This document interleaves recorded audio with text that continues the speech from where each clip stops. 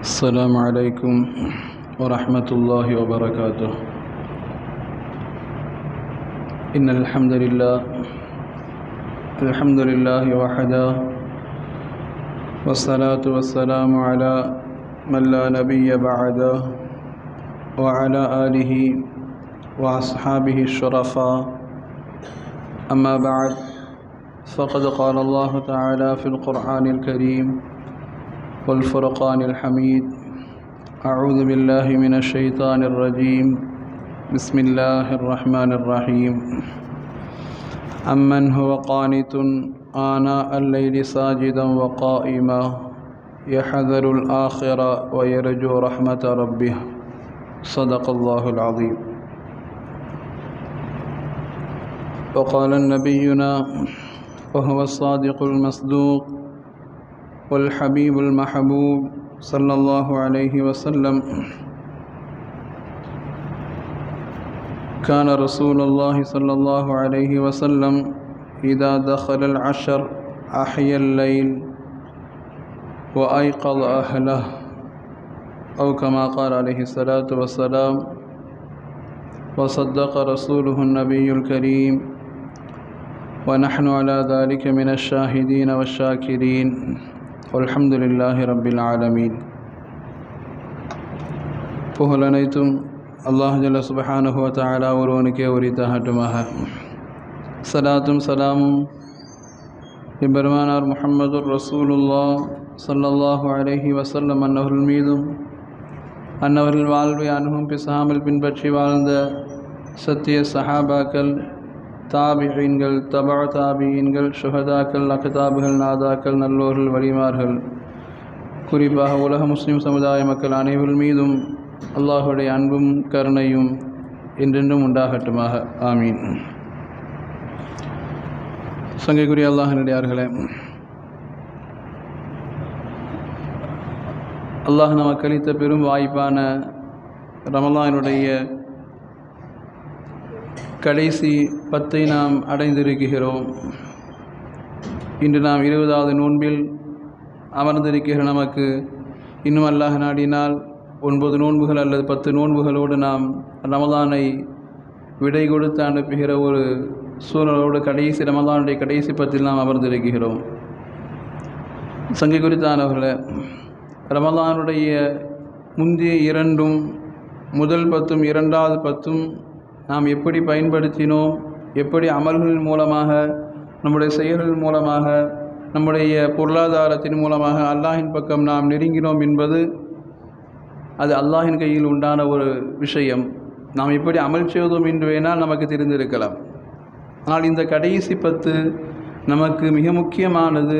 அல்லாஹ் ரப்புல் ஆலமீன் அடியார்களுக்கு எதையெல்லாம் கொடுக்க வேண்டும் என்று நாடி வைத்திருக்கிறானோ, ஒரே ஒரு லைலத்துல் கத்ரை அடைந்து விட்டால் அல்லாஹ் அக்பர், நாம் 89 வருடங்களுடைய நன்மைகளை அடைகிற அளப்பெரிய ஒரு ஒற்றைப்படை இரவினுடைய பாக்கியம் மிகுந்த லைலத்துல் கத்ர் என்பது நமக்கு கிடைக்க பெற முடியாத மிகப்பெரிய ஒரு பாக்கியம். அதை கடந்து இத்துக்கும் மினன்னார் என்கிற நரக விடுதலை, இந்த 2ஐயும் இந்த உம்மத் நாம் பெற்றுக்கொண்டே ஆக வேண்டும். அல்லாஹுடைய மாபெரும் பாக்கியங்களுடைய அடையாளமாய் ஒட்டுமொத்தமாக இந்த ரமலானுடைய கடைசி 10 அல்லாஹ் தருகிறான்.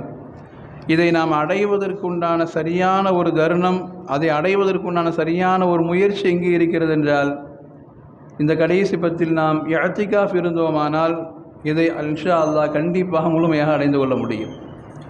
இஅ்திகாஃப் ஒவ்வொரு மஹல்லா மஸ்ஜிதுகளிலும் இஅ்திகாஃப் இருப்பது அது சுன்னத்தி முஅக்கதா பில் கிஃபாயாம்பாங்க. கட்டாயம் வலியுறுத்தப்பட்ட ஒரு சுன்னத்.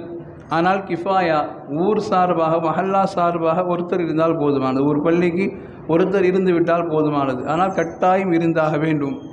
யாருமே இல்லையாயின் அந்த மஹல்லாவினுடைய அனைத்து மக்களும் அதில் குற்றவாளிகளாக மாறிவிடுவார்கள். அந்த வகையில் கிஃபாயா என்கிற அடிப்படையில் அதை கட்டாயம் சுன்னத்தை முஅக்கதா நிறைவேற்றப்பட வேண்டிய ஒரு அமல் இஅ்திகாஃபினுடைய ஒரு அமல். இந்த இஅ்திகாஃபினுடைய அமல் ஆண்களும் செய்யலாம்.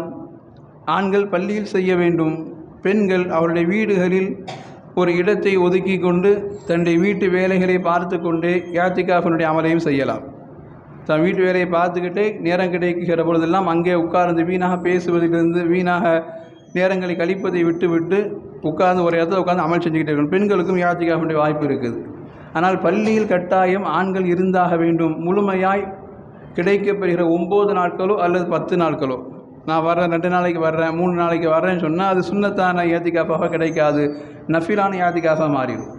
அப்போ ரமலானுடைய சுன்னத்தை முஅக்கதாவான அந்த இஅ்திகாஃப் இருக்கப்பட வேண்டுமானால் முழுமையாக 10 நாட்களும் உள்பள்ளியிலேயே அங்கே தரிபட்டு இருந்தால்தான் இஅ்திகாஃபை நாம் பரிபூர்ணப்படுத்த முடியும் என்பது நாம் அறிந்து வைத்து கொள்ள வேண்டிய, அந்த இஅ்திகாஃப் இருப்பதற்குண்டான வாய்ப்புகளை நாம் உருவாக்கி கொள்ள வேண்டும். அல்லாஹ்விற்காக வேண்டி நான் எதை செய்தேன் என்று யோசிக்கிற பொழுது ஒரு 10 நாட்களை நான் அல்லாஹுடைய இல்லத்தில் கழிப்பதற்காக வேண்டி, குறிப்பாக லைலத்துல் கத்ரையும் நரக விடுதலையும் பெற்றுக்கொள்வதற்காக வேண்டி என்னுடைய குடும்பங்களை விட்டு கொஞ்சம் ஒதுங்கி வருகிறேன், என் மனைவி பிள்ளைகளை விட்டு கொஞ்சம் ஒதுங்கி வருகிறேன், எனது வியாபாரத்தினுடைய தேவைகளை விட்டு கொஞ்சம் ஒதுங்கி வருகிறேன், உலக ஆசையை விட்டுமே கூட நான் கொஞ்சம் ஒதுங்கி வருகிறேன் என்று நம்முடைய ஈமானை நாம் தயார்படுத்தி கொண்டு இஅ்திகாஃபிற்காக வருவது தான் அல்லாஹ் ரப்புல் ஆலமீன் நம்மிடம் எதிர்பார்க்கக்கூடிய இன்றைய இந்த கடைசி 10 நாளுடைய மிக முக்கியமான ஒரு அமல் இஅ்திகாஃபினுடைய அமல்.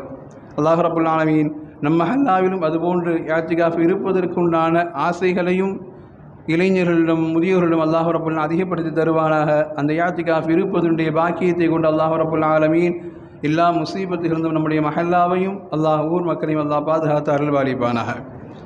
சங்கை குறித்தானவர்கள, இந்த கடைசி 10 நமக்கு நிறைய விஷயங்கள் அமல்களுக்காக வேண்டி யோசிப்பதற்குண்டான நிறைய வாய்ப்புகள் உண்டு. குறிப்பாக இந்த ரமலானுடைய கடைசி 10களில் நாம் இரவு நேரங்களை பிரயோஜனமாக கழிக்க நாம் ஆசைப்பட வேண்டும், ஆர்வப்பட வேண்டும். ஏதோ இஷாவை தொழுதோம், தராவிகை கிடைத்ததை தொழுதோம் என்று ஏதோ பசிக்கு கிடைச்ச மாதிரி 4 ரக்காத்து கிடச்சிது, 6 ரக்காத்து கிடச்சிது, இல்லை கடைசியில் போனால் வித்திரு தான் கிடச்சிது அப்படிங்கிற மாதிரி இல்லாமல் இரவு நேரங்களில் கொஞ்சம் நாம விழித்திருந்து ஆசையோடு அமல் செய்வதற்குண்டான ஒரு வாய்ப்பை தேட வேண்டும். ஏன்னா இரவு நேரங்களில் இந்த ஒற்றைப்படை இரவுகளில் குறிப்பாக நமக்கு இந்த லைலத்துல் கத்ருடைய இரவுகளை அல்லாஹ் மறைத்து வைத்திருக்கிற அந்த பாக்கியத்தில் ஒற்றைப்படை இரவுகளை நாம் கொஞ்சம் கணக்கிட்டு அந்த நாளில் வீடுகளிலேயே கூட முடிந்த அளவிற்கு நாம் விழித்திருந்து அமல் செய்ய வேண்டும். வாய்ப்பு இருந்தால் பள்ளிகளில் கூட நாம் விழித்திருந்து அமல் செய்ய வேண்டும். குர்ஆன் ஓதுவதிலோ, திக்ர் செய்வதிலோ, நஃபிலான ரக்காத்துகளை தொழுவதிலோ, துஆ கேட்பதிலேயோ ஏதாவது ஒரு வகையில் நாம் இந்த ஒற்றைப்படை இரவுகளில் நம்முடைய ஆர்வங்களை அதிகப்படுத்தி விழித்திருப்பதற்குண்டான பாக்கியங்களை செய்ய வேண்டும். நபிகள் பெருமானார் ஸல்லல்லாஹு அலைஹி வஸல்லம் குறித்து வருகிற ஹதீஸ் அற்புதமானது அதுதானே. நபிகள் பெருமானார் ஸல்லல்லாஹு அலைஹி என்ன செய்வார்கள் இந்த கடைசி 10 என்று கேட்கிற பொழுது, இதா தஹலல் அஷர், கடைசி 10 ரசூலுல்லாஹ் நுழைந்து விட்டால் அஹ்யல் லைல், இரவை அவர்கள் ஹயாத்தாக்குவார்கள், இரவில் விழித்திருந்து அமல் செய்வார்கள். வஸ்தைகல் அஹலஹு, தன்னுடைய மனைவிகளையும் குடும்பத்தாரையும் எழுப்பி உட்கார்ந்து அமல் செய்ய ரசூலுல்லாஹ் தூண்டுவார்கள் என்கிற அந்த வார்த்தை இந்த உம்மத்திற்கு போதுமானது. நபிகள் பெருமானார் ஸல்லல்லாஹு அலைஹி வஸல்லம் எந்த அமலை செய்து அந்த லைலத்துல் கத்ரை தேடினார்களோ அந்த அமல்களை நாமும் செய்ய வேண்டும் என்று ஆசைப்பட வேண்டும். லைலத்துல் கத்ர் கிடைத்தால் கிடைக்கட்டும், இல்லாவிட்டால் போகட்டும் என்று நான் தராவியை தொழுதுட்டேன், நான் முடிஞ்ச அளவுக்கு இஷாவை தொழுதுட்டேன் அப்படின்னு ஒதுங்கி போகிறது ஒரு மூமினுடைய அழகு கிடையாது. இரவு நேர அமல் குறித்து அல்லாஹ் இப்படி சொல்லுவான், அம்மன் ஹுவ கானித்துன் ஆனா அல்லைலி, இரவு நேரத்தினுடைய கடைசி நேரங்கள் இரவினுடைய பகுதிகளில் யார் நின்று வணங்குகிறார்களோ அவர்களுக்கு அதான் 2 விஷயத்தை சொல்கிறான். சாஜிதம் வ காயிமா, சஜிதாவில் இருந்தபடியோ அல்லது நின்ற நிலையிலோ யார் இரவு நேரத்தில் அமல் செய்கிறார்களோ அவர்களுக்கு அல்லாஹ் சொல்கிறான், யஹ்தருல் ஆஹிரா வ யர்ஜூ ரஹ்மத ரப்பிஹி, அவர்கள் மறுமையை பயந்தவர்களாகவும், மறுமையில் என் நிலை என்னவாகுமோ என்று மறுமையை பயந்தவர்களாகவும், வயர்ஜூ ரஹ்மத ரப்பிஹி, என்னுடைய ரப்பினுடைய கருணையை கொண்டு என்னுடைய மறுமை வாழ்வு அது சிறக்க வேண்டுமே என்கிற பயத்தோடும் யார் இரவில் நின்று அமல் செய்கிறார்களோ அல்லாஹ் ரப்புல் ஆலமீன் இந்த வார்த்தையை சொல்லுவான், குல் ஹல் யஸ்தவில் லதீன யஅலமூன வல்லதீன லா யஅலமூன், இது போன்ற நின்று வணங்குகிற இவர்களும் நின்று வணங்காமல் இருக்கிற மக்களும் யார் சமமாக முடியும் என்று அல்லாஹ் கேட்பான். அப்போ நின்று வணங்குகிற மக்களுக்கு அல்லாஹ் சொல்கிறான், இரவில் நின்று வணங்குங்க, வணங்குகிற பொழுது உங்களுக்கு 2 சிந்தனை இருக்கணும். யா அல்லாஹ், என்னை மறுமையில் பால்படுத்தி விடாதே, என்னுடைய அமல்களை அழித்து விடாதே, ஒன்றும் இல்லாமல் ஆக்கி விடாதே என்று அல்லாஹ்விடத்திலே கேட்கக்கூடிய ஒரு ஈமானுடைய பயம் நம்மிடத்தில் இருக்க வேண்டும். இன்னொன்று வயர்ஜு ரஹ்மத் ரப்பிஹி, மறுமையை பற்றி உண்டான அல்லாஹுடைய ரஹ்மத்தை ஆதரவு வைத்தவர்களாக, ரஹ்மானே நாங்கள் செய்த அமல்களை நீ ஏற்றுக்கொள், இதனுடைய பரக்கத்தை கொண்டு உன்னுடைய ரஹ்மத்தினால் எங்களுடைய பாவங்களை மன்னித்து விடு, எங்களுடைய அமல்களை ஏற்றுக்கொள் என்று அல்லாஹ்விடத்திலே நாம் கேட்பதற்கு தயாரானவர்களாக இரவு நேரங்களை நாம் அதிகமாக பயன்படுத்த வேண்டும். இன்றைக்கி இரவு நேரங்களில் தூங்குறதை விடவும் அதிகமாக இன்றைக்கி பிள்ளைகள்கிட்ட விளையாட்டுத்தனங்கள் அதிகமாக இருக்கிறது. ஃபோன் பார்க்குறது, நின்று அரட்டை அடிக்கிறது, இரவு முழுக்க விழிக்க சொன்னாலும் விழித்து கொண்டு அரட்டை அடித்து கொண்டு இருக்கிறார்கள் நம்முடைய பிள்ளைகள். இன்றைக்கி பிள்ளைகளை நாம் இந்த பழக்கத்திலிருந்து மாற்றியாக வேண்டும். இரவு நேரங்கள் அல்லாஹுடைய நெருக்கத்திற்கு உண்டான நேரங்களை நாம் சர்வசாதாரணமாய் பாவங்களில் கழிக்கிற அளவிற்கு இன்றைய தலைமுறைகள் உருவாகி கொண்டு போகிற சூழல்ல நாம் கொஞ்சம் அதை எச்சரிக்கையாய் கவனிக்க வேண்டும். அல்லாஹ் ரப்புல் ஆலமீன் இந்த இரவில் நபிகள் பெருமானா ஸல்லல்லாஹு அலைஹி வஸல்லம் அவர்கள் ஒற்றைப்படை இரவு வருகிற பொழுது என்ன செய்ய வேண்டும் என்று கேட்கிற ஆயிஷா ரலியல்லாஹு அன்ஹா ரசூலுல்லாஹ் பதில் சொல்லுவாங்க, ஒற்றைப்படை இரவுகளில் நீங்கள் அதிகம் துஆ செய்யுங்கள்.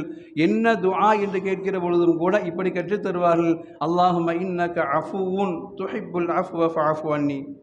நமக்கு தெரிந்தது துஆக்கள் தான், ஆனால் நாம் இப்படி தெரிந்து வைத்திருக்க வேண்டும். நபிகள் பெருமானா ஸல்லல்லாஹு அலைஹி கற்றுக் கொடுக்கிறான், அல்லாஹை நீங்கள் அழைக்கிற பொழுது துஹிப்புல் அஃப்வ, அல்லாஹுடைய அஃபு என்கிற பெயரை கொண்டு அவனை அழையுங்கள்.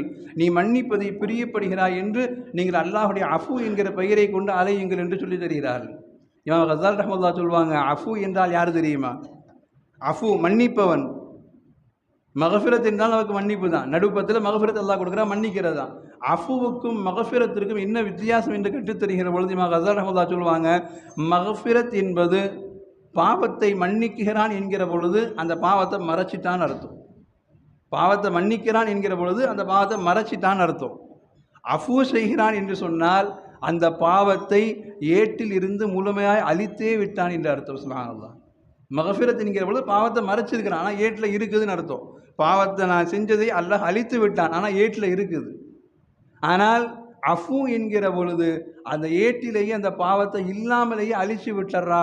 அல்லாஹிடம் அப்பேற்பட்ட உன்னதமான குணம் உண்டு. அதனால் ரமலானை கடைசி பற்றி அடைந்திருக்கிற நாம் அல்லாஹ்விடத்திலே நரக விடுதலைக்காக வேண்டி, அல்லாஹ்விடத்திலே நம்முடைய தேவைகளுக்காக வேண்டி, நம்முடைய ஈமான் சலாமத்தான வாழ்க்கைக்காக வேண்டி என்னென்ன தேவைகள் இருக்கிறதோ அத்துணைக்காக வேண்டி அல்லாஹ்விடத்திலே நாம் கேட்க வேண்டும். ஏன்னா அல்லாஹ் ரப்புல் ஆலமீன் நரகத்தை நாம் சர்வசாதாரணமாக ஏதோ உலகத்தின் நெருப்பு மாதிரி அப்படின்னு நினச்சி கடந்து போகுவதல்ல. நரகம் கட்டாயம் நாம் பாதுகாப்பு தேட வேண்டிய ஒரு இடம். அல்லாஹ் ரப்புல் ஆலமீன் நரகத்தில் நம்மை பாதுகாக்க வேண்டும். இமாம் சஹாபாக்கள் கஅப் ரலியல்லாஹு உமர் ரலியல்லாஹு சொல்லுவாங்க, நரகத்தை பற்றி நீங்கள் எப்படி நினைக்கிறீர்கள்? நரகத்தை பற்றி நம்ம நினைக்கிற மாதிரி உலகத்தினை சாதாரண நெருப்பு தானே அப்படின்ற மாதிரி நினைக்காதீங்க. சொல்லிட்டு சொல்லுவாங்க, 70 நபிமார்களுடைய அமல்கள். அல்லாஹு அக்பர். ஒரு நபி அல்ல, 2 நபி அல்ல, 70 நபிமார்களுடைய அமல்கள் ஒருத்தர்கிட்ட இருக்குது. அப்படி யாராவது செய்ய முடியுமா? சுப்ஹானல்லாஹ். 70 நபிமார்களும் அவர்கள் வாழ்க்கையில் தனித்தனியாக அமல் செஞ்சுருப்பாங்க. அது அத்தனை ஒட்டுமொத்தமாக சேர்த்து அப்படி யாருக்கா செய்கிறதுக்கு வாய்ப்பு கிடைக்குது. 70 நபிமார்களுடைய அவர்கள் வாழ்க்கையை செய்த அமல்களை எல்லாம் இவர் ஒட்டுமொத்தமாக செஞ்சு வச்சிருக்கிறார். அப்படி செய்து வைத்திருந்து நிறைய நன்மைகளை மூட்டையாக வைத்திருந்தாலும் கூட இவர் நினைக்கணுமா, இவர் நினைக்கணுமா, எனக்கு அல்லாஹ் அந்த நரகத்திலிருந்து பாதுகாப்பு மட்டும் தந்தா போதுமே அப்படின்னு நபிமார்களுடைய 70 நபிமார்களுடைய அமல்களை செய்து வைத்திருந்தாலும் கூட நரகம் என்று வருகிற பொழுது, யா அல்லாஹ் நான் நிறைய நன்மை வச்சிருக்கிறேன், 1 நபி 2 நபி இல்லை 70 நபிக்கும் நான் நன்மையை வச்சிருக்கிறேன், எனக்கு சொர்க்கத்தின் கட்டாயம் தந்தி தான் ஆகணும் அப்படின்னு அல்லாஹ்ட கேட்க முடியாது.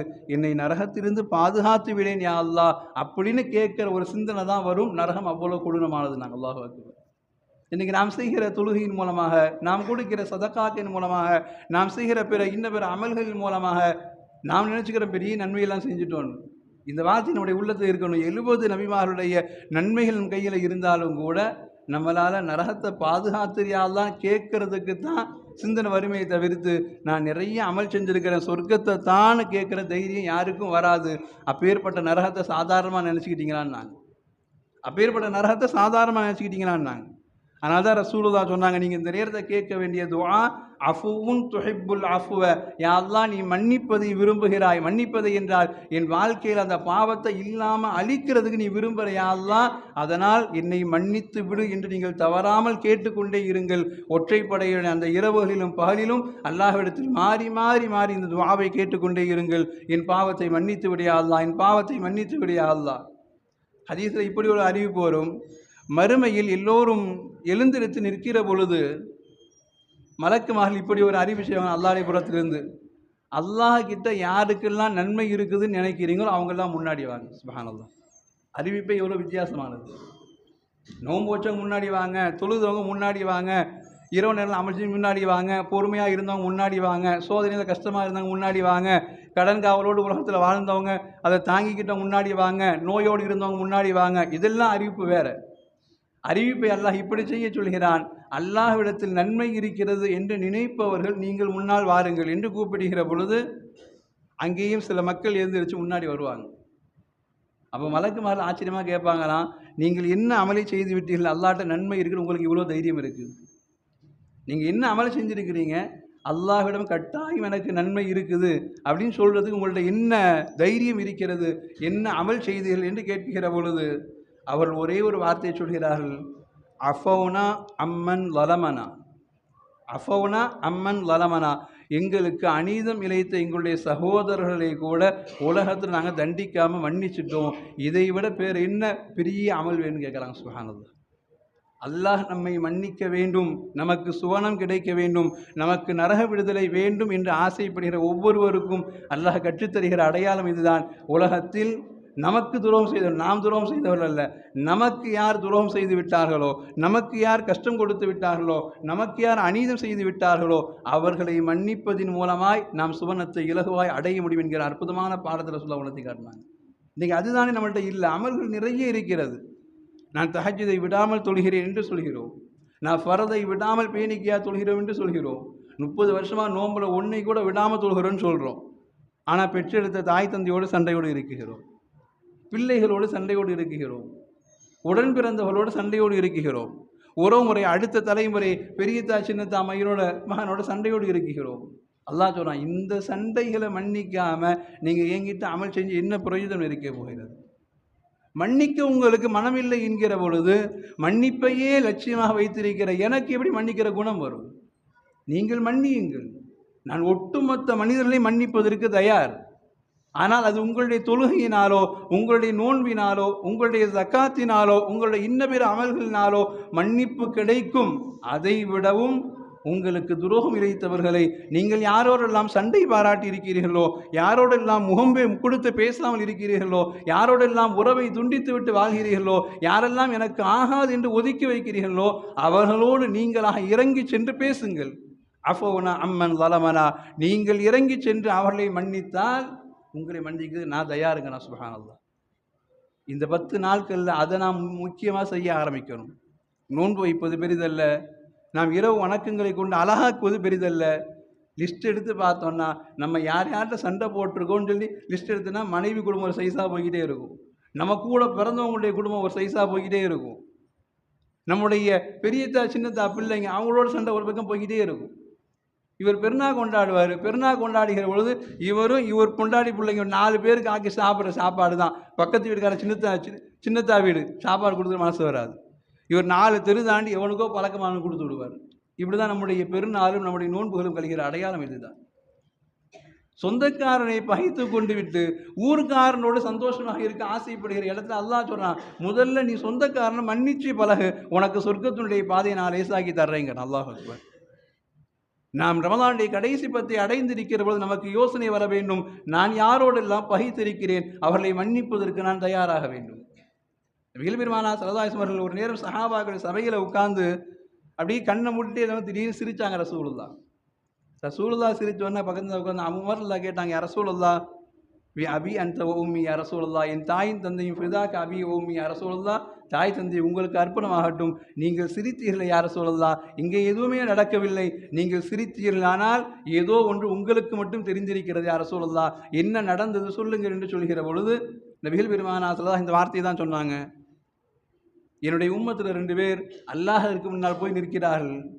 நிற்கிற பொழுது 2 பேரில் ஒருவன் சொல்கிறான், யா அல்லாஹ், இவன் எனக்கு நிறைய உலகத்தில் அநீதம் செய்திருக்கிறான், அநீதம் செய்ததினால் உலகத்தில் அவனை தண்டிக்க முடியல, இப்போ எனக்கு அவனை தண்டனை கொடுக்கணும்னு ஆசையாக இருக்குது. நாம் நினச்சிக்கிறோம் நம்முடைய செயல்தான் சரி, அவன்தான் தப்பு அப்படின்னு நாம் நினச்சிக்கிறோம். அவர் நினச்சிக்கிறாரு நாம் செஞ்சதான் சரி, அவர் தான் தப்புன்னு நினச்சிக்கிறார். சண்டை போட்ட 2 பேருமே தன் பக்கம் நீதம் இருக்கிறதுன்னு நினைக்கிறாங்க. ரசூலுல்லாஹ் சொல்கிறாங்க, 2 பேரும் போய் நிற்கிறாங்க. ஒருத்தர் சொல்கிறார், யா ரசூல் யா அல்லாஹ், இவர் எனக்கு அநீதம் செய்து விட்டார், உலகத்தில் என்னால் தண்டிக்க முடியல, இங்கே தண்டிக்க வேண்டும் என்று ஆசைப்படுகிறேன். அல்லாஹ் சொன்னான், உனக்கு முழு உரிமை இருக்கிறது, என்ன தண்டிக்கன்னு நினைக்கிற? உனக்கு முழு உரிமை இருக்கிறது, என்ன தண்டிக்கன்னு நினைக்கிற? அல்லாஹ் சொல்கிறார், யா அல்லாஹ், எனக்கு தண்டனை பெருசாலாம் இல்லை, அவருடைய நன்மை மட்டும் வாங்கி தந்துருங்கிறான் அல்லாஹ். யார்? இவர் சொல்ல, அவருடைய நன்மை மட்டும் வாங்கி எனக்கு தந்துரு. நிறைய நன்மை செஞ்சுருக்காம எப்படியா? உலகத்தில் தொழுதான், நோன்பு வச்சான், சக்காத்து, ஹஜ் எல்லாம் கொடுத்துருக்கிறான். நன்மை நிறைய பட்டோலை ஃபுல்லாக இருக்குது, வாங்கி என்கிட்ட கொடுத்துரு. அல்லாஹ் பட்டோலை வாங்கி பார்த்து விட்டு சொன்னானாம், அவருடைய நன்மையெல்லாம் உனக்கு செய்த துரோகத்தினால் காலியாக போச்சு. யோசிக்க வேண்டும் கண்ணியமானவர்களே, நாம் இதை இழந்து விட்டு உலகத்தில் நம்முடைய நன்மைகளை நாம் பெரிதாக நினைத்து கொண்டிருக்கிறோம். அல்லாஹ் சொன்ன பட்டோலை வாங்கி பார்த்து நன்மையெல்லாம் காலியாக போச்சு, பட்டோலை வெறும் 0ல் இருக்குது. இப்போ என்ன செய்ய நினைக்கிற? இப்போ என்ன செய்யலான்னு நினைக்கிற? அப்போ இந்த அடியான் சொன்னான், என் துரோகத்திற்காக வேண்டி நான் தண்டனை கொடுத்தாக வேண்டும், நன்மை தான் இல்லைங்கிற, வேணா என்கிட்ட பாவம் இருக்குது, தூக்கி அவன் மேலே வேணா வச்சிரு, என்கிட்ட பாவம் இருக்கிறது, தூக்கி அவன் மேல் வைத்து விடு என்று சொல்கிற பொழுது, இதை உலகத்திலிருந்து சுவன வாழ்க்கையை பார்த்து கொண்டிருக்கிற நபிகள் பெருமானார் ஸல்லல்லாஹு அலைஹி வஸல்லம் அவர்கள் ஒரு நிமிடம் கண் கலங்கி அப்படியே ரசூலுல்லாஹ் கண்ணீர் சிந்தினாங்க. சஹாபாக்களுக்கு முன்னால் ரசூல் அழுதார்கள், என் உம்மத் எப்படி வந்து நிற்கிறது? உலகத்தில் நிறைய நன்மையோடு இருக்கிறோம் நாம் நினைக்கிறோம், ஆனால் மன்னிக்க தெரியாததினால், அல்லது மன்னிக்க மனம் வராததினால், அல்லது மன்னிப்பதற்கு நம்முடைய ஈகோ தடுப்பதினால் மறுமையில் ஒன்றுமே இல்லாமல் போய் நிற்கிற இடத்துல இவன் என் பாவத்தை அள்ளி அவன் மீது போட்டு விடு என்று சொல்கிறானே, அந்த அடியாண்டிய நிலை என்னவாகுமோ என்று ரசூலுல்லாஹ் கை செய்தத்தோடு நபிகள் பெருமானார் அழுகிறார்கள். அழுகிற ரசூலுல்லாஹுடைய இந்த அழுகையை சஹாபாக்கள் பார்த்து கொண்டிருக்கிறார்கள். அல்லாஹ் சொன்னானா, சரி பரவாயில்லை, பாவத்தை போடணும்னு நீ நினைக்கிற, ஒரே ஒரு நிமிஷம் நான் சொல்கிறதை கேட்டுட்டு நீ பாவத்தை அவன் மேலே போடு, ஒரே ஒரு நிமிஷம் நான் சொல்வதை கேட்டு விட்டு பாவத்தை அவன் மீது போடு. அல்லாஹ் அவன்கிட்ட கேட்க, சரி என்ன செய்யணும் அல்லாஹ், அப்படி உனக்கு வலது பக்கமாக திரும்பி பார் என்று அல்லாஹ் அவனை திரும்பி பார்க்க சொல்கிறான். அந்த அடியான் வலது பக்கமாக திரும்பி பார்க்கிறான். திரும்பி பார்க்கிற பொழுது வலது பக்கத்திலே அல்லாஹ் சொர்க்கத்தில் கோட்டைகளை கட்டி வைத்திருக்கிறான். தங்குங்களும் முத்துக்களும் கலந்த மிகப்பெரிய கோட்டையாக இருக்கிறது. இந்த கோட்டையை பார்த்த உடனேயே அல்லாஹ்ட்ட அவன் கேட்குறான், எதுக்கு அல்லாஹ் நீ அதை பார்க்க சொன்ன? எதுக்கு நீ அதை பார்க்க சொன்ன? நீ அதை யாருக்காக கட்டி வைத்திருக்கிறார்? லி ஐயி நபியின் லி ஐயி சுஹதா, அது சுஹதாக்களுக்கு கொடுக்கப்பட வேண்டிய பங்கா, அல்லது உலகத்தினுடைய அனுப்பப்பட்ட நபிமார்களுக்கு கொடுக்கப்பட வேண்டிய பங்கா? இவ்வளோ பிரம்மாண்டமாக இருக்குது அல்லாஹ், இவ்வளோ பிரம்மாண்டமாக இருக்குது, அது யாருக்காக கட்டி வச்சிருக்கிற என்று கேட்கிற பொழுது அல்லாஹ் அவனை பார்த்து கேட்குறான், அன்தத்தும் லிக்குஹு அன்தத்தம் லிக்குஹு, நீ அதை சொந்தமாக்க ஆசைப்படுகிறாயா? அன்தத்தம் லிக்குஹு, நீ அதை சொந்தமாக்க ஆசைப்படுகிறாயா? இவன் ஒரு நிமிடம் ஆச்சரியத்தில் உறைந்து போனான். யா அல்லாஹ், எப்படி தங்கத்தினால் கட்டப்பட்ட கோட்டை எனக்கு சொந்தமாக முடியுமா? முத்துக்களால் கட்டப்பட்ட கோட்டை எனக்கு சொந்தமாக முடியுமா? எப்படி யா அல்லாஹ், அது எந்த நபிக்கோ உண்டானது, எந்த ஷஹீதுக்கோ உண்டானது என்றல்லவா நான் நினைத்து கொண்டிருக்கிறேன் என்று சொல்கிற பொழுது அல்லாஹ் ரப்புல் ஆலமீன் அந்த அடியானை பார்த்து சொன்னான், ஒன்றுமே கிடையாது, நீ ஒரே ஒரு சின்ன விஷயம் செஞ்சால் போதும், நீ ஒரே ஒரு சிறு விதியம் செய்தால் போதும். கேட்டான், என்ன செய்ய அல்லாஹ் சொல்லு, அவ்வளோ பெரிய கோட்டைக்கு நான் ராஜாவாக போகிறேங்கிற பொழுது என்ன வேணாலும் செய்கிறேன். அல்லாஹ் சொன்னானா, ஒன்றுமே இல்லை, தஅஃபு அன் அஹீக், நீ யார் மேலே நன்மை இல்லைன்னு தெரிஞ்சும் கூட என் தீமையை அள்ளி அவன் மேலே போட்டுருன்னு சொல்கிறாயோ, தஅஃபு அம்மன் அஹீக், அந்த சகோதரனை நீ மன்னித்து விட முடியுமான்னு அல்லாஹ் கேட்குறான். சுப்ஹானல்லாஹ். உலகத்திலும் சரி மறுமையிலும் சரி அல்லாஹ் ரப்புல் ஆலமீன் இதைத்தான் ரசூலுல்லாஹ் சொன்னாங்க, அல்லாஹ் அஃபு, நீங்கள் திரும்ப திரும்ப கேளுங்க, இன்னக்க அஃபுன், இறைவா நான் செய்துவிட்ட துரோகத்தினால் அவன் என்னை மன்னிக்க முடியாத வேகத்தில் இருக்கிறான், அவனுடைய வேகத்தை குறைச்சி அவனை என்னை மன்னிக்க வைக்கிறது நீ பொறுப்பேற்றுக்கியா அல்லான்னு கேட்கணும். இன்னக்க அஃபுன் துஹிப்புல் அஃபு ஃபஅஃபு அன்னி, அந்த துஆ அற்புதமானது. இன்னைக்கு உறவுகளை சண்டையோடு பார்த்து விட்டு உறவுகளுக்கு மத்தியில் சண்டையோடு நின்று கொண்டு அதை பெருமையாய் பேசுகிறோம். நான் எவன் கூட நான் பேசுவேன், அவன்கிட்ட பேச எனக்கு பிடிக்காது, நான் யாரோட நான் ஒட்டிக்குவேன், இவன்கிட்ட ஒட்டுறது எனக்கு பிடிக்காது அப்படின்னு நாம நினைக்கிறோம். அல்லாஹ் இரக்கம் கொண்டு கேட்கிறான், தஅஃபு அம்மன் அஹீக், உன் சகோதரனை உன்னால் மன்னிக்க முடியுமா என்று அல்லாஹ் கேட்கிற பொழுது, மன்னித்தால் எதை நீ தருவாய் என்று இவன் திரும்ப கேட்கிறான். அல்லாஹ் சொன்னான், மன்னித்து விடு. 2 பேரும் கைகோர்த்து கொண்டே அந்த கோட்டையை போய் எடுத்துக்கோங்கிறான். அல்லாஹு அக்பர். மன்னித்து விடு. மன்னித்து விட்டார் கது அஃபவுத், யா அல்லாஹ் நான் மன்னித்து விட்டேன் என்று சொல்கிற பொழுது அல்லாஹ் சொன்னார், நீ மன்னித்ததற்கு அடையாளம் என்ன தெரியுமா? ஹுத் பியதி அஹீக், உன்னுடைய சகோதரனை கையை பிடித்து கொண்டே ஃபஅத்கில்ஹுல் ஜன்னah, 2 பேர் அந்த கோட்டைக்குள்ள போய் நுழைங்க அல்லாஹ் சொல்கிறான் என்று அல்லாஹ் ரப்பல் ஆலமீன் ஆசைப்படுகிறான். உலகத்தில் உறவுகளை மன்னிப்பவர்களுக்கு சொர்க்கம் வாஜிப் என்பதை அல்லாஹ் உணர்த்தி காட்டுகிறான். இதுதான் அல்லாஹ் அஃபூவானவன். அல்லாஹ் அஃபூவானவன். அவன் மன்னிப்பதை, பாவங்களை அடியோடு இல்லாமல் அழிப்பதற்கு அல்லாஹ் முடிவு செய்கிறான். ஆனால் நாம் முடிவு செய்ய மாட்டாங்கிறோம். என் தொழுகை என்னை காப்பாற்றும், என் நோன்பு என்னை காப்பாற்றும், என் ஜக்காத் என்னை காப்பாற்றும், என் சதகா என்னை காப்பாற்றும் என்று நாம் ஏதோ ஒரு ஈகோவில் இருக்கிற பொழுது அல்லாஹ் சொல்கிறான், இல்லை, ரமலானை அடைந்த பிறகும் கூட என்னுடைய எண்ணத்தை மாற்று. என்னிடத்திலே நெருக்கம் பெற வேண்டுமா? நீ ஒற்றைப்படை இரவுகளை தேடுவதற்கு முன்னால் உன் உறவுகளை தேடிப்போ. நான் உங்களுக்கு கஷ்டம் கொடுத்திருக்கிறேன், நான் உங்களுக்கு தொந்தரவு தந்திருக்கிறேன், என் மூலமாய் நீங்கள் இத்தனை வருட காலங்கள் கஷ்டப்பட்டிருக்கிறீர்கள், பேசாமல் இருந்திருக்கிறோம், உறவை முறித்திருக்கிறோம், சேர்ந்து கொள்வோம் என்று இறங்கி செல்லுங்கள். இறங்கி செல்வதன் மூலமாய் லைலத்துல் கத்ர் நம்முடைய கையில் பரக்கத்தாய் கிடைக்கிறது. அல்லாஹ் நாடுகிற அந்த ஈத்துக்கும் என்கிற நரக விடுதலையும் அல்லாஹ் ரப்புல் ஆலமீன் இந்த பாக்கியம் மிகுந்த ரமலானில் நமக்கு ஒரு கிஃப்டாய், அன்பளிப்பாய் வைத்திருக்கிற இடத்தில் நம்முடைய மனம் மட்டும்தான் பேச வேண்டும். ஈகோ பெருசா, சொர்க்கம் பெருசா, நம்மளே கேட்டுக்க வேண்டியதுதான். இன்னைக்கு ஈகோவினால் அத்துணை விளந்து விட்டு போய் நிற்கிற இடத்துல அல்லாஹ் சொல்கிறான், நீ மன்னித்து பழகு, உனக்கு சொர்க்கத்தை நான் ஈஸியாக தர்றேங்கிறான். நாம் எதையோ நாம் பெரிதாய் தேடுகிற இடத்துல அல்லாஹுடைய மன்னிப்பை, சக அடியார்களை, நம் பிள்ளைகளை, நம்முடைய பெற்றோரை, நம்முடைய மனைவி மக்களை, நம் உறவுகளை நாம் மன்னிப்பதன் மூலமாய் சொர்க்கத்தினுடைய பாதைகளை அல்லாஹ் லேசாக்கி தருகிறேன் என்று சொல்கிற இடத்துல இதைவிட பெரிய ஒரு பாக்கியமாய் நாம் நரக விடுதலை தேடிட முடியாது. இதைவிட பெரிய பாக்கியமாய் நாம் நரக விடுதலை தேடிட முடியாது. அதனால் ரமலானில் கடைசி 10 இரவு வணக்கம் மிக முக்கியமானது, லைலத்துல் கத்ர் மிக முக்கியமானது. இவைகளெல்லாம் சேர்த்து பெறுவதோடு உறவுகளை மன்னித்து அல்லாஹ்விடத்தில் நாம் பெறுகிற அற்புதம் மிகுந்த சொர்க்கத்தினுடைய பாக்கியம், அது இந்த உம்மத்திற்கு அல்லாஹ் தந்திருக்கிற மிகப்பெரிய நசீபில் உண்டானது. அதை இழந்துட்டு நாம் பெருசாக எதை சாதிச்சிட முடியாது. அதனால் மன்னிப்பதற்கு தயாராக வேண்டும்.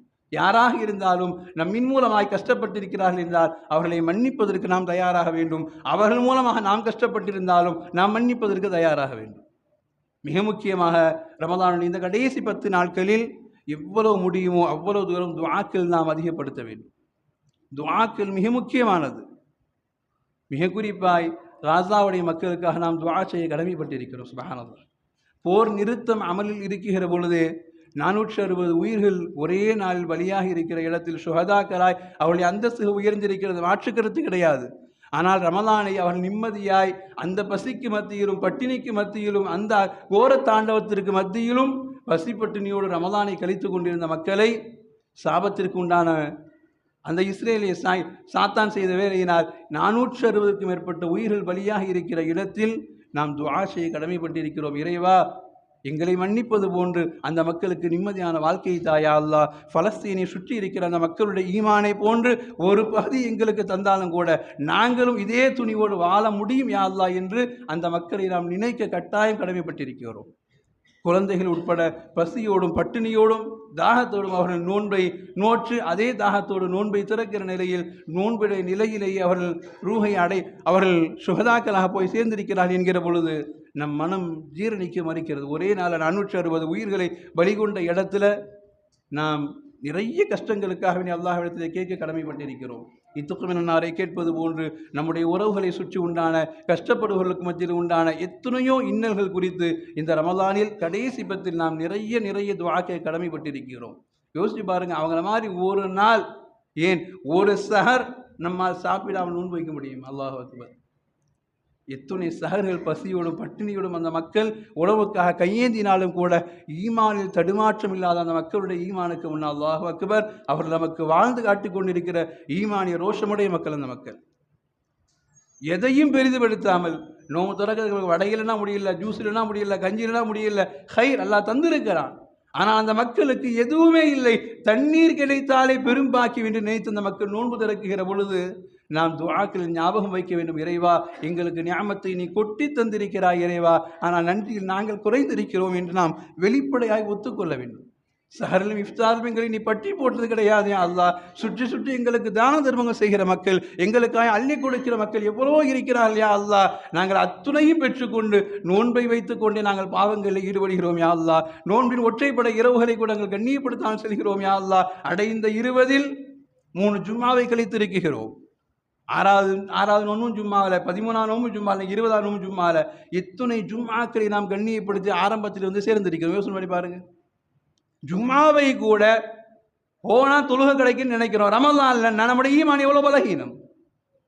ரமலானுடைய ஜும்மாவாயிட்டு பள்ளியில் வாங்க சொன்னதற்கு பின்னால் என்ன வேலை? பள்ளிக்குள்ளே போகுவோம், திக்ரில் உட்காருவோம், குர்ஆனில் உட்காருவோம் என்று யோசிக்க முடியாத நம்முடைய சிந்தனைக்கு மத்தியிலே அந்த மக்களை நினைத்து பாருங்கள்.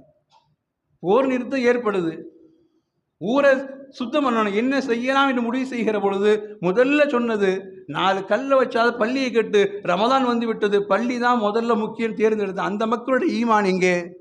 பள்ளியை சுற்றி சுற்றியே விளையாடி கொண்டிருக்கிறோம், உள்ளே வந்து அமல் செய்வதற்கு மனம் இல்லாமல் கழிக்கிற நம்முடைய ஈமான் இங்கே கண்ணியமானவர்களே. 4 கல்லை வைத்து பள்ளியை வை. ரமலானில் தொழுகுவதற்கு இடம் வேண்டும், குர்ஆன் ஓத இடம் வேண்டும், இறைவனிடத்திலே கையேந்துவதற்கு, ஒற்றுமையாக இருந்து துஆ செய்வதற்கு இடம் வேண்டும் என்று வாங்குகிற அந்த மக்களுடைய ஈமானுக்கு முன்னால் பள்ளியில் எது கிடைத்தால் எனக்கு என்ன, தொழுதால் என் இஷ்டம்தான், ரமலான் தராவி கிடைத்தால் என் இஷ்டம்தான் என்று ஓடுகிற இடத்துல நம்முடைய ஈமானை நாம் மறுபரிசீலனை செய்ய வேண்டும் கண்ணியமானவர்களே. 20 கடித்து விட்டோம், மீதம் இருக்கிற 10 நாட்களில் என்னென்ன அமல்களுக்கு முடியுமோ அத்துணையும் செய்வோம். சதக்காக்களை வாரி கொடுப்போம். ஜகாத்தை கணக்கிட்டு கொடுத்திருக்கிறோம், சதக்காக்களை வாரி கொடுப்போம். எனக்கு ஹிபத் என்கிற அன்பளிப்பு குறைந்து போய் கொண்டே இருக்கிறது. ஒருவருக்கு ஒரு அன்பு பரிமாறிக்கொள்வதற்கு இஸ்லாம் காட்டி தந்த அற்புதமான பாதை. அன்பை பரிமாறிக்கொள்வதற்கு அன்பளிப்புகளை கொடுப்பது, ஹிபத்துகளை கொடுப்பது இன்னைக்கு சமுதாயத்தில் இல்லாமல் போகிற இடத்துல ரமலானுடைய காலங்களில் நிறைய தான தர்மங்கள் செய்வோம், நிறைய துஆக்கள் செய்வோம், நிறைய அமல்கள் செய்வோம். ஒற்றைப்படையுடைய ஒவ்வொரு நாளிலும் என்னென்ன முடிகிறதோ அத்துறையிலும் குர்ஆனுடைய ஒரு பகுதியை நாம் ஓதாமல் அந்த நாளை கழிக்கக்கூடாது என்று முடிவெடுப்போம். என்னென்ன அமல்களுக்கெல்லாம் வாய்ப்பு இருக்கிறதோ அத்துணையிலும் இந்த ரமலானுடைய கடைசி 10 நாம் பயன்படுத்துவோம். அல்லாஹ் ரப்புல் ஆலமீன் நமக்கு மீதம் தந்திருக்கிற அந்த நாட்களில் நல்ல ஆஃபியத்தையும் ஈமானுடைய உறுதியும் அல்லாஹ் நசீபாக்கி தந்து அவனுக்கு பொருத்தமான வழியில் நம்முடைய நேரங்களை செலவு செய்வதற்கும் அவனுடைய அன்பை பெற்ற மக்களாய் இந்த ரமலான் நம்மை கடப்பதற்கு முன்னால் இத்துக்கும் மினன்னார் என்கிற நரக விடுதலை பெற்ற நன்மக்களாக அல்லாஹ் ரப்புல் ஆலமீன் என்னையும் உங்களையும் உலக முஸ்லிம் சமுதாய மக்கள் அனைவரும் அல்லாஹ் ஆக்கியல் பாலிப்பானாக. வஆகிரு தஅவாஹும் அல்ஹம்துலில்லாஹி ரப்பில் ஆலமீன். வஸ்ஸலாமு அலைக்கும் வரஹ்மத்துல்லாஹி வபரகாத்துஹு.